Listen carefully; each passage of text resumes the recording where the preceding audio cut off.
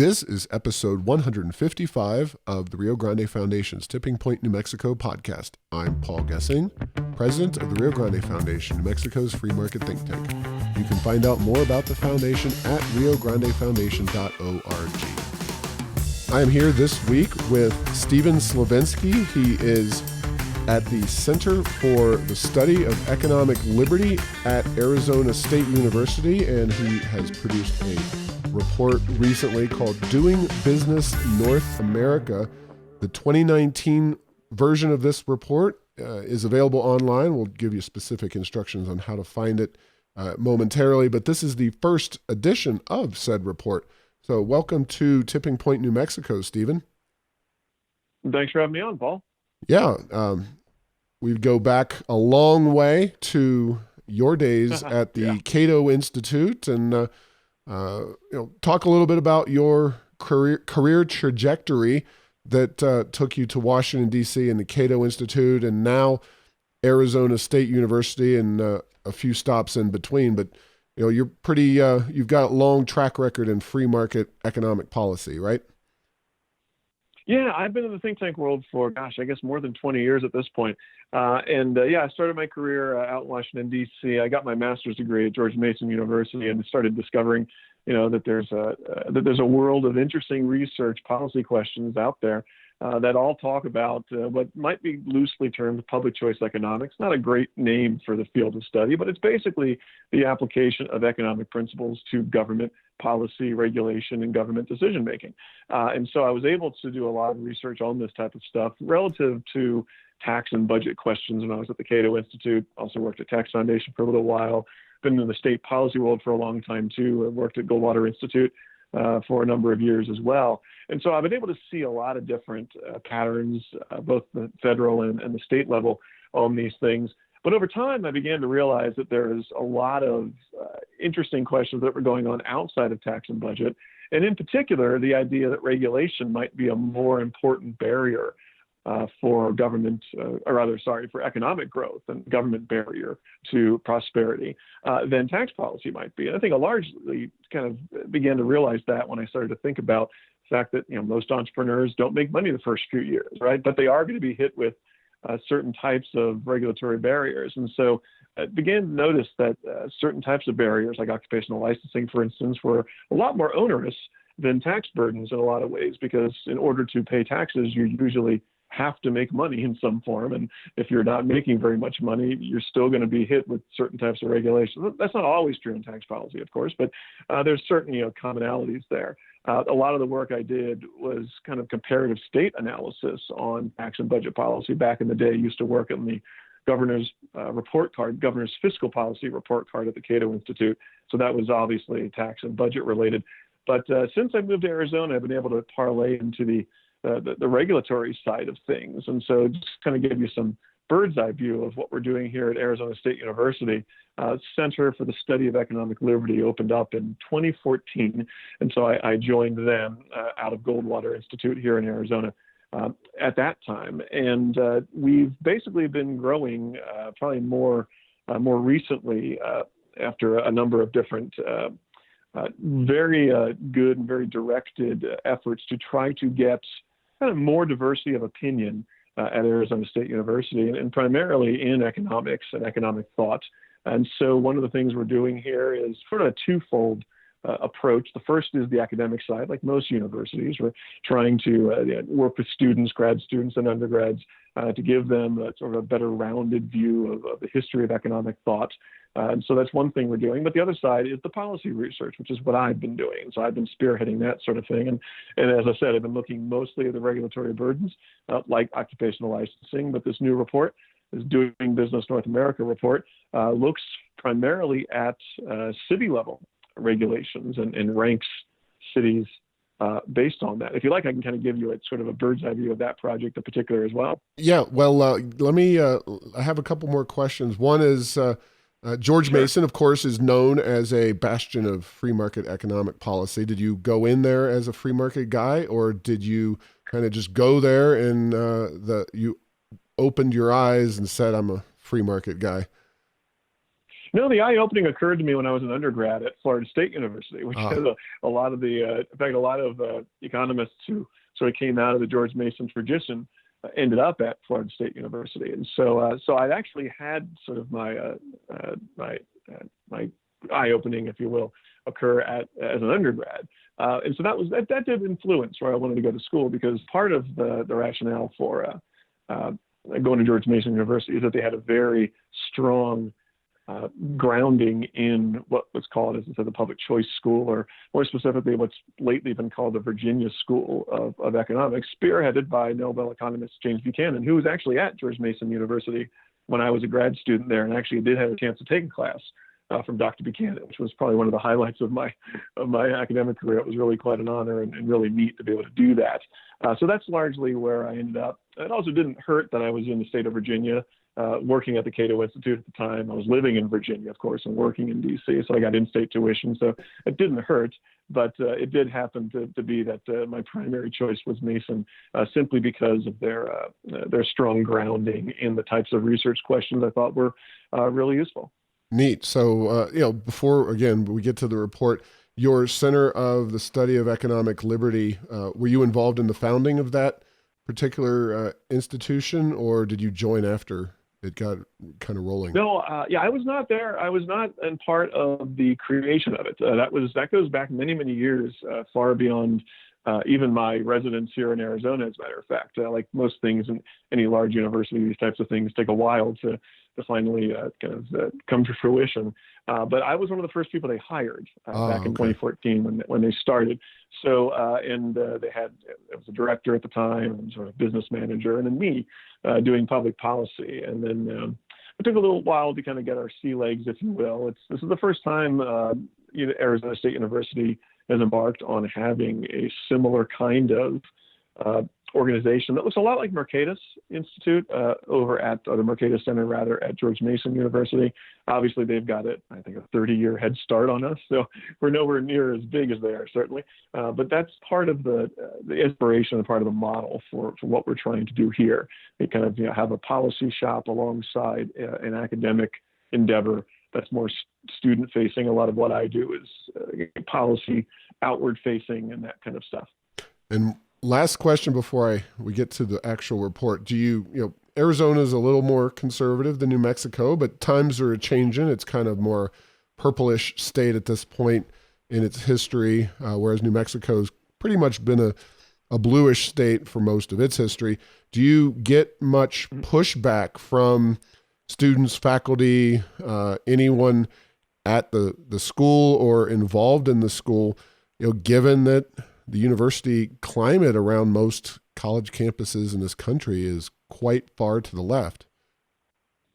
We've been embraced surprisingly warmly, I think, in a lot of ways. Now, obviously, like any university, there's lots of different opinions about things, and they don't always trend in kind of our general free market direction. But I think largely from the top down, there's been a general sense that, especially in academia today, there's a really important space to fill for a university that's willing to allow diversity of opinion. In fact, our president of ASU, Michael Crow, has actually been quite open about how he doesn't want the Arizona state schools to turn into the California state schools, where they're hounding people off campus for certain types of viewpoints. And so he's being very supportive of what we're trying to do. And whether he agrees with us or not philosophically really doesn't matter. He understands that there's an importance and an arbitrage niche for a university like ASU to have a vibrant kind of point of discussion, or I guess a venue for discussion about important policy reforms. And so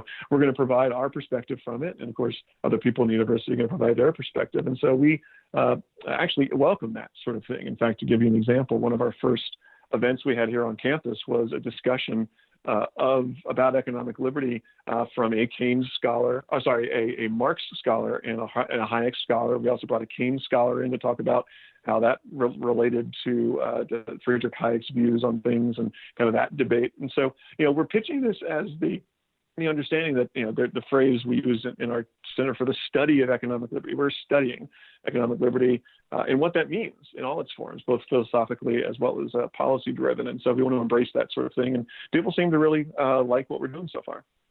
Very nice, very nice. Good information there, and I wish that New Mexico's uh, higher ed establishment could make a little more room for some free market voices, but alas, that is not the case to my knowledge at any of New Mexico's institutes of higher learning. Uh, Doing Business North America. This is a report, as I see it, dedicated to analyzing economic freedom, but as you said, at the city level.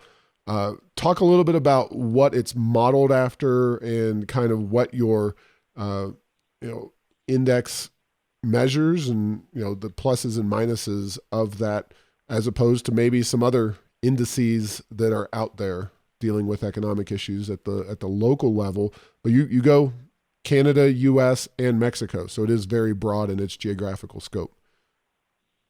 Yes, we looked at over 115 cities and ranked them based on what we would consider to be sort of an ease of doing business score, which I think you could also probably describe as being a kind of a regulatory freedom score, if you will.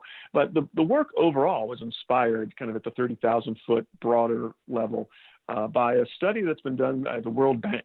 Certainly not a hotbed of free market thought, but they actually came across the work of Hernando de Soto about 15 or 20 years ago, and the economists internally realized that, there's some really important things that insights that could be gleaned from thinking about how protections of property, lower barriers to entry for markets and for people participating in markets might actually unlock a lot of untapped economic potential, particularly in developing and underdeveloped economies. And so they decided to embark upon a project, which, as I said, about 15 or 20 years ago, has resulted in an annual study they've done called Doing Business, which looks at every country across the globe and does the same kind of analysis in one or two cities for every country.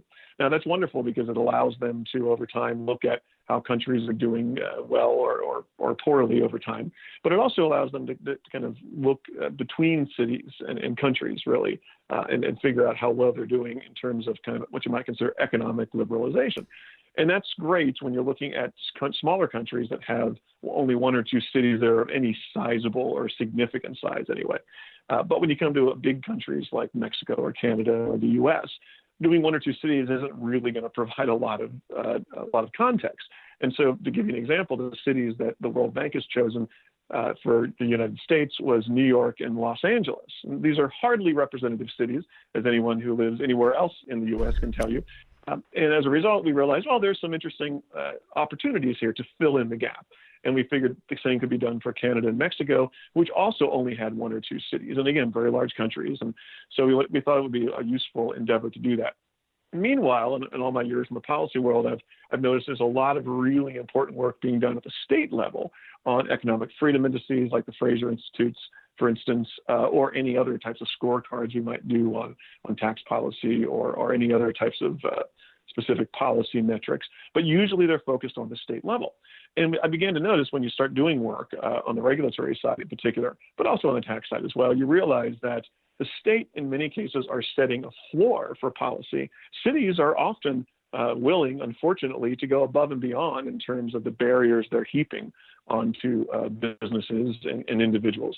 And so just looking at the state level might actually give you a different view, or more specifically, perhaps a skewed view of the actual economic liberty that's occurring in the places where people are living within a state. And so we decided to take a list of 115 cities, over 60 of them are from the U.S. We had anywhere between 1 to 4 cities in each state, depending upon how large the population of a state was. So you can imagine big states like California or Texas or Florida. We had about 4 cities in each of those states. There's a couple states that had 2 cities in them. Most states had 1 city in them, but we hope to scale that up in the next year we're doing this because we want to do this every year. And let me give you sort of a kind of a breakdown of the categories we did that we measured and what those categories are, but also what we might, we can talk a little later about kind of how we're going to expand this every year. But basically, we got 6 data categories. The first is, let me go ahead and read them to you, and I'll tell you exactly what they stand for. Starting a business is the first category. Second category is employing workers. Third is getting electricity. Fourth, registering property. Fifth, paying taxes. And finally, resolving insolvency. That's basically bankruptcy. Most of these are generally in nature fundamentally local, fundamentally a city level. The last one, that resolving insolvency, that's a national level one. That's bankruptcy. That's bankruptcy law that's defined at the national level. And of course, the reality is, if you're going to be locating in a city, you're also going to be locating in that country in which the city resides. And so we did score cities based on something like bankruptcy law. But the ones that were also, or mainly, I should say, city focused were things like starting a business, that first category, which is the number of steps it takes just to start and incorporate and get your business up and running, the paperwork, the fees, those types of burdens.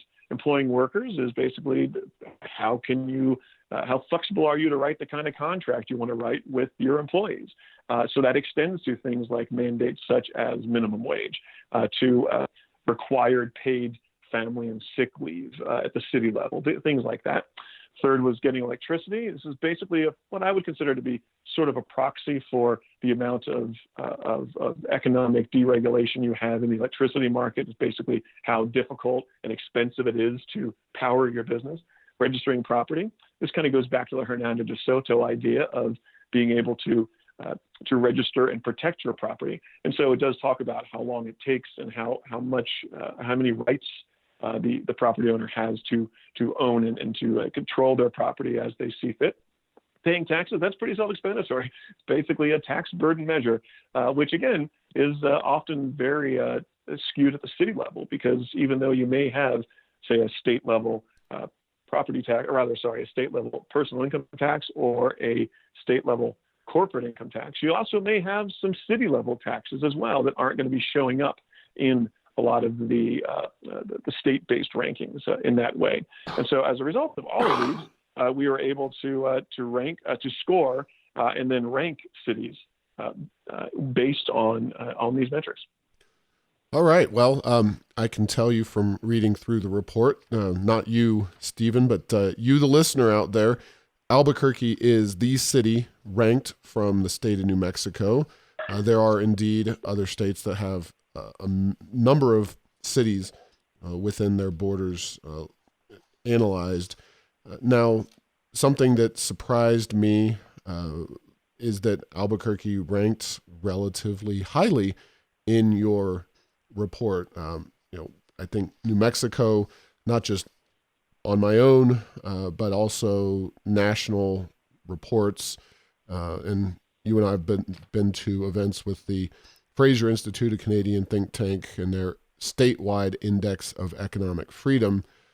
They tend to find New Mexico as a whole performs very poorly, and therefore in such indices, cities tend to perform very poorly within the states. It's very tough for a city to overcome policies handed down in the state capitals, as you kind of alluded to. But talk about the, what patterns you found. Obviously Mexican states and cities tend to struggle with economic freedom, but Canada versus the U.S. and, kind of some American cities that perform particularly poorly or well. Can you give us a little overview of that? Sure. So I'll give you the kind of the big picture view, and then we can drill down to talk specifically about Albuquerque, because I'll admit it sort of surprised me too. But let me give you you and the listeners some of the broader context, because we have 115 cities and they are spread out among all three countries. We did see some obvious clumping going on. U cities tended to score highest, so they tended to be in the top third, or sort of toward the top third, and then kind of taking up the middle was Canada, and the bottom was Mexico. Now, of course, Mexico is, I think, generally speaking, fairly economically unfree. Certainly, when you look at compared to Canada and the U.S., although it's more free than other places. And I must say, the group that collected our data from Mexico is Caminos de la Libertad, who is the group that collects the data for the economic freedom of North America study that we just alluded to from Fraser Institute. Any trends show up there in the Mexican data, though? Any kind of trend lines, real briefly, just because, there are a lot of ties between New Mexico and Mexico. If you're going to do business in In Old Mexico, what cities tend to do well, and what any indicators as So to why? there's two challenges when looking at city level analysis or city level rankings when it comes to Mexico. The first is that there are heavy centralization with policy. Most states and certainly most cities are effectively hamstrung by state, or rather by federal law. So there's not a lot of autonomy at the state and the city level the way there is in the U.S. or even Canada. So a lot of what was going on in Mexico, at least the trends that we were noticing, is that they were basically heavily influenced by the national laws, because that's effectively what governs most economic activity in Mexico. That said, there's also an additional level of problem here, is that what we are measuring is effectively what are on the books laws, on the books regulations. And if you have a very onerous, heavy regulatory government hand, meddling in market affairs, you're actually going to increase. This is a public choice economics intuition. If you've got a really heavy regulatory burden, you actually open up a greater ability for local level officials to extract bribes from people and businesses to try to get around these onerous regulations. And so we're measuring what would be considered on the book regulations, but we don't really have a good way. In fact, most researchers will tell you this is going to be a problem in a lot of countries, is you don't have a really good way of measuring the informal economy. And I suspect, based on what we know from other studies that have been done on sort of the informal economy of Mexico, there is a lot more going on in the informal sector because of the heavy onerous on the book sector. So effectively, what we're trying to measure may actually not be as relevant in terms of laws for a city in Mexico, because so many of the laws are either arbitrarily enforced or maybe not even enforced at all if there's bribery involved. And so there's a lot of different competing sorts of weird contexts in Mexico that we don't deal with when we're looking at the Canada and the U.S. aspect of it.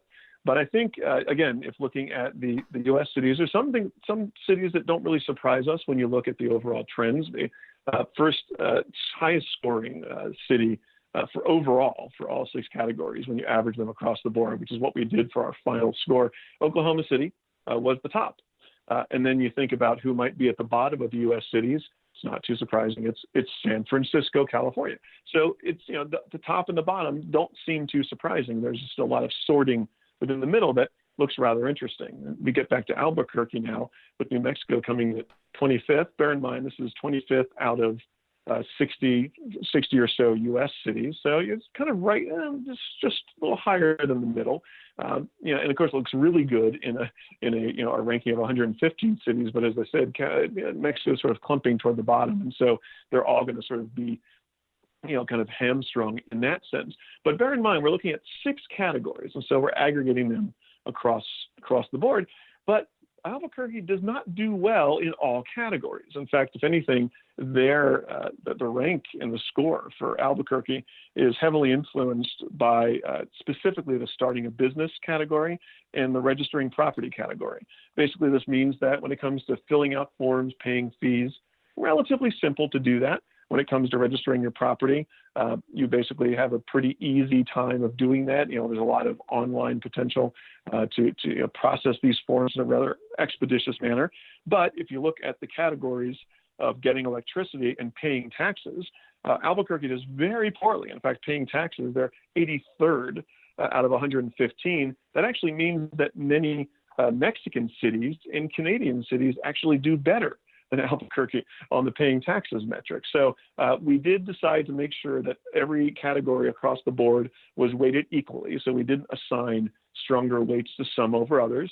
The nice thing about doing something like that is, of course, it makes it really easy to explain to people, but it also means that the second part of our endeavor is even more important in that respect, which is giving the data out to people on our website, which is dbna.asu.edu. We allow people to download all the data. That's great because, first of all, it's a new data set that people haven't seen before, and we're excited to let people play with it beyond what we've already done with it. But then the second part of this that makes this really interesting is that if people are interested in subdividing the data and saying, okay, all I want to do is look at the paying taxes variable and re-rank the cities based on that, they could do that. And so basically we take all of the data, make it available, and people can sort of subdivide and recalculate the data as they see fit. And if there are people who don't agree with our assumptions and what we scored them on, they can do their own scoring. So for instance, San Francisco does very poorly, and that's mainly because they have really strict, onerous, first of all, bad tax policy, of course, but also really bad policy in terms of employing workers with high minimum wages, high benefit requirements for employers, mandating employee benefits and such. And so we scored those specific metrics low. If you had a low score, if you had really onerous regs in that category. But someone from San Francisco might say, no, that's what we think makes San Francisco so great.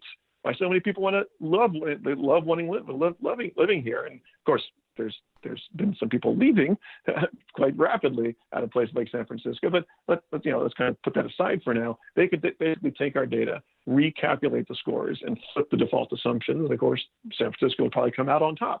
Now, the nice thing about this, making the publicly available data and putting it out there, is that it allows people then to take our data and do correlations and say, okay, does this correlate well with business starts, entrepreneurship rates, income mobility, migrations of population? Are people leaving the low-scoring cities and going to the high-scoring cities? We're starting to see some of that. And so that's the kind of analysis we're going to be doing going forward with this data set. Great. Well, I look forward to seeing that on a more kind of regional level. And you and I, and most people in New Mexico are pretty familiar with the Phoenix area. It's one of the most populous adjacent cities when it comes to New Mexico, to Albuquerque. Phoenix scored 20th. Now, Albuquerque, as we discussed earlier, scored 25th overall, and that's not too big of a gap. But when I go to Phoenix, I see, construction cranes. I see population booming. I see all kinds of things happening. Are there some issues that maybe we're missing when we think of Phoenix and its seeming bastion of economic prosperity relative to New Mexico, or what's going on with Phoenix specifically? Sure. So there's some interesting cross currents here. The first is that, yes, Phoenix actually does benefit from residing within Arizona. Arizona's got really good policy in a lot of ways, really good tax policies, really good regulatory reforms over the past few years. And so that really did benefit Phoenix. And I think the fact that we're so close to California and also indicates that, people businesses leaving California, they've got a choice. They can go to New Mexico, they can go to Nevada, they can go to Texas, they can go to Arizona. The fact that most of them are going to Arizona and Nevada and Texas says a lot about those states. It also says something about New Mexico as well. I think you and I would probably understand that. But I think for the most part, Arizona policy is really helping Phoenix as a city.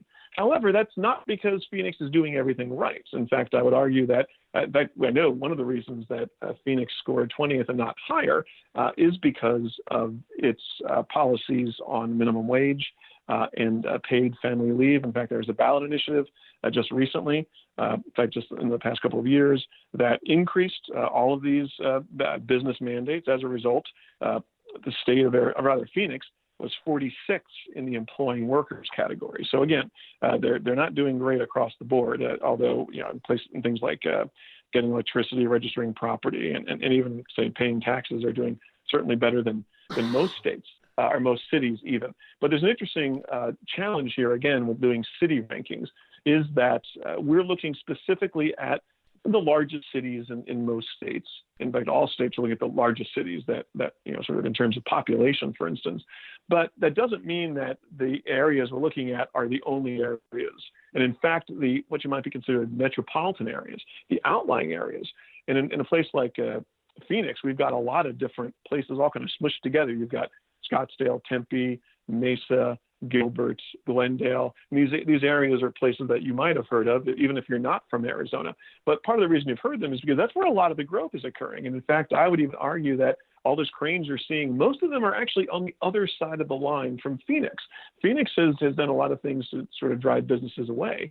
over the years, and places around in the Phoenix metro area have kind of picked up the slack by lowering their burdens. So one of the things that we want to do going forward, and our plan is to do this study every year, and not just add new variables, but also add new cities, is to look at metro areas as well.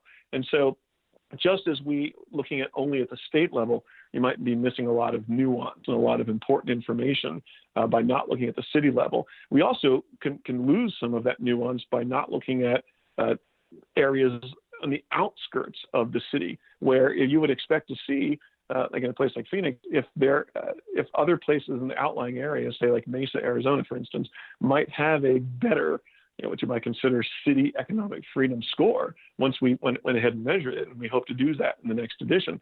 You might then see within metro areas movement of capital and people, even though they're saying, oh, they're still in Arizona or they're still in the Phoenix, quote, area. They might not be in Phoenix City proper. And I think that's true of a lot of other big cities as well. And so we're going to start trying to cover the metro areas as well, just to be able to kind of tease out more of that, because I think you'll still start to see that same kind of pattern that we see between states, and that is people move to the areas that have the best economic climates, the best economic liberty and economic freedom potential. But within those states, they're going to sort based on the city level version of that. And to give you another good example of this, we see this in Texas. Most economic freedom indices will have Texas scoring fairly high. A lot of that's because of the tax issues. They don't have an income tax, for instance, and there's a regulatory component there as well. But not all cities in Texas are equally free by those metrics. We did 4 cities in Texas, and the highest scoring city in Texas was Houston, 7, with the highest 7th place basically. But if you look at a city like Austin, that actually scores fairly low. I think it's a 41 or sort of 41, yeah, basically 41. Yeah. And then of course even lower is 54, San Antonio, Texas. So where you're moving to in Texas matters, not just the fact that you're moving to Texas. And I think there's going to be a lot of stories like that when you start looking at the kind of the city by city comparisons. And to round out the Texas cohort, Dallas is 36. So, when I think of Texas, I do think free market economic prosperity. I mean, you have a right to work state there, a zero income tax state there.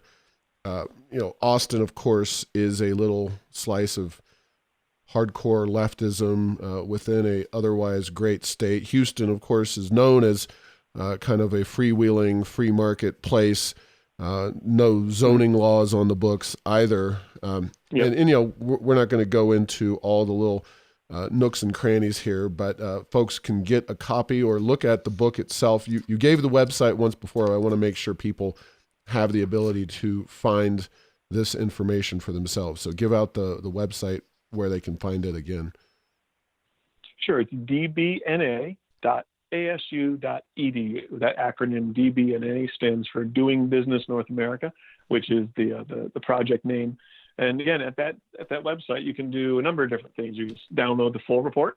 You download the report by section. It explains how we collected the data, what our assumptions are in each of these cases.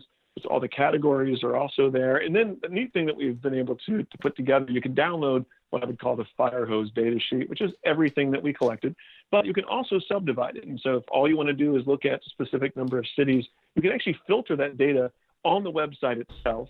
And then you can download just that subsection that you filtered while on the website in real time, which is kind of neat. We're hoping to add some even more bells and whistles in future editions. But for now, we're pretty happy with the site, and we've gotten a lot of good feedback from it. And over time, we're going to be publishing some studies relative to this data, talking about things that, like I've already mentioned, business starts, entrepreneurship rates, where people are moving to and from, and hoping to see some patterns emerge.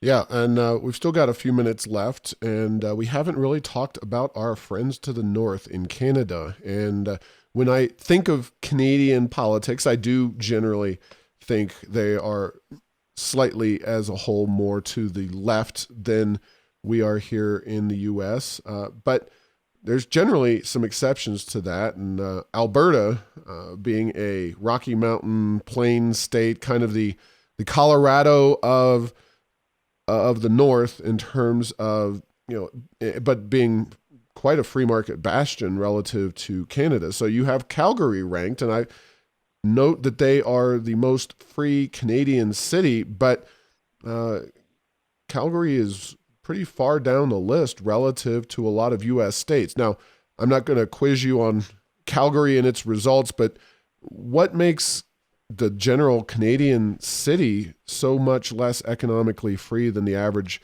American city? Well, again, a lot of this comes down to just the fact that there's some amount of impact that federal policy or state policy, but in this case, federal policy would have. And so we did include that in the analysis.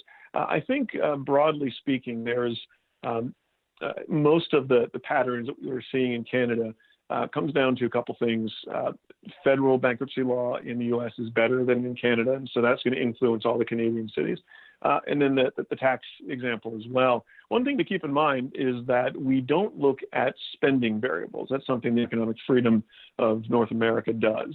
And that probably does change kind of the overall kind of look of the ranks for places like Canada versus, meaning on the EFNA versus our specific study. I think as a general rule, we tend to see U.S. cities just generally have lower taxes. They just generally have a lower kind of regulatory burden, if you will. Although I will say, if in the category of starting a business, which is, again, the very simple, how many steps does it take to start a business, we actually find that three Canadian cities come out in the top three: Winnipeg, Halifax, and Moncton. Now, I will admit I am not an expert like most Americans are on, most Americans are not experts on Canadian politics, and neither am I. Luckily, our director of our center here, Ross Emmett, he has dual citizenship. He spent many, many years at Michigan State University as an economist there, and then prior to that, many years in Canadian university system. So he knows a lot more about Canada than I do, and he actually told me that these individual cities that I just mentioned are generally kind of out of the way, a lot more rural, a lot more uninhabitable, if you will. I mean, someone like me from Florida, I think most of Canada is uninhabitable because of the cold weather, but that's just me, right? It's a personal preference. But it's an important factor to think about, and that is, if you are a city, and this is one of the big policy takeaways from this study, is that if you are a city or a state, but in this particular case, a city, and you're trying to compete for valuable workers, valuable human capital, and business starts and economic growth, if you will, you've got to figure out what your advantages and disadvantages are. And if you're in a place that has some inhospitable elements to just living there, you might want to lower the barriers that you can control, like tax policy or regulatory barriers. Conversely, if you are in a city that has generations worth of what they call agglomeration economies and certain human capital advantages, again, New York and San Francisco come to mind, maybe you can get by with some really bad policies, right? Maybe they won't really impact you all that much, at least not in the short term, perhaps. But I think it's important to realize that a lot of cities have sort of rushed to try to recreate themselves as, say, the next Silicon Valley or the next New York City or the next Research Triangle. And the truth of it is, most cities can't pull that off, right? Because a lot of those are sort of accidents of history in a lot of ways. They're unpredictable in many respects. So I think the fact that we need to, as a policy matter, think through what can cities and states actually control. And the thing they actually can control is how intrusive they are on the marketplace, how intrusive they are to business starts and to people effectively growing the economy. So that's really where I think that nice policy takeaways and lessons are going to come from an analysis like this.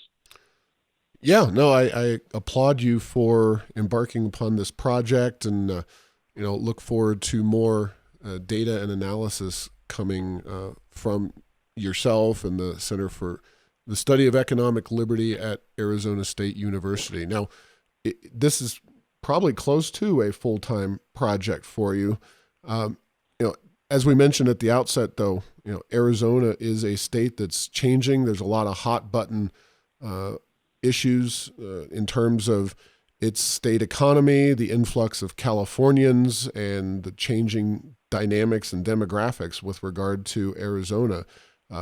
Is your think tank, your institute there at Arizona State, is that analysis in terms of those changes with the fast-growing state of Arizona, is that part of your bailiwick, or are these kinds of the issues you're going to focus on as more of the index type of study?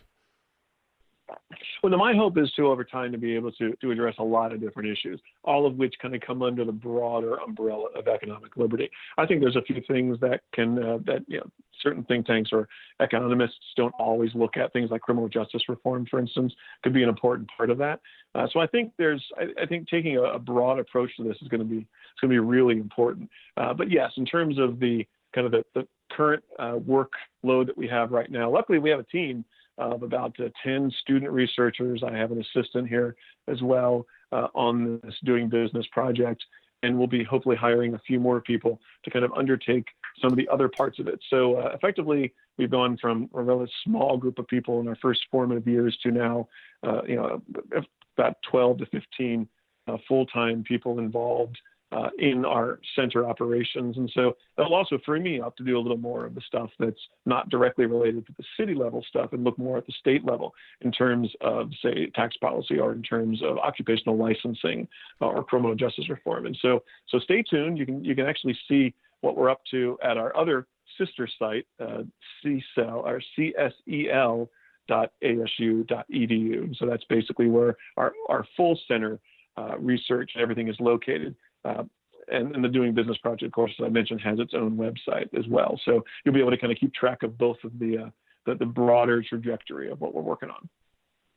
Good to hear. Well, I'm certainly interested, and I hate to assign people in other organizations projects, but I really think the impact of Californians moving throughout the Mountain West into states like Texas is going to be perhaps the dominant super trend impacting politics and political makeup in states from Arizona to Texas, and potentially with the Electoral College, regardless of what Elizabeth Warren wants to do about abolishing it, if Texas goes blue, Katie bar the door, this country is going to be pretty much in a blue state scenario. So it's it would be interesting to see what Californians, ex-Californians' attitudes and voting patterns are, and how those fit in with other states. But it is notable that when you go to big city in Arizona like Phoenix, or Denver to the north in Colorado, which didn't perform very well in your analysis, how they are growing so fast relative to us here in Albuquerque, and certainly that population shift is part of that equation.